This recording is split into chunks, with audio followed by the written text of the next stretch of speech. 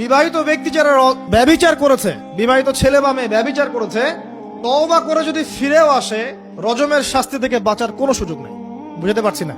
একজন মহিলার কথা বলি তাহলে বুঝতে পারবো। এটা একজন মহিলা সাহাবীর ক্ষেত্রেও হয়েছে, একজন পুরুষ সাহাবীর ক্ষেত্রেও হয়েছে। আচ্ছা, পুরুষ সাহাবীর কথা বাদ দিয়ে মহিলা সাহাবীর কথাটা বলি। মহিলা সাহাবী এসেছেন, এসে নবীজিকে বলছেন, ইয়া রাসূলুল্লাহ তাহিরনি, আমাকে পবিত্র করুন, আমি একটা অন্যায় করেছি, আমি বিশাল একটা অন্যায় করেছি। নবী সাল্লাল্লাহু আলাইহি ওয়াসাল্লাম বলছে, কি করেছো তুমি? তখন সে বলছে, আমি জিনা করেছি। নবী সাল্লাল্লাহু আলাইহি ওয়াসাল্লাম বলছেন, বাসায় যাও, বাসায় গিয়ে আল্লাহর কাছে তওবা করো, আল্লাহ পাক মাফ করে দিবেন। নবীজি এটাকে হাইড করতে যাচ্ছেন, কারণ কি, যখন আপনি কেস আদালতে নিয়ে যাবেন তখন তো উপায় নাই, আপনাকে তো বিচার করতেই হবে। তুমি বাসায় ফিরে যাও, তওবা করো, আল্লাহ মাফ করে দিবেন।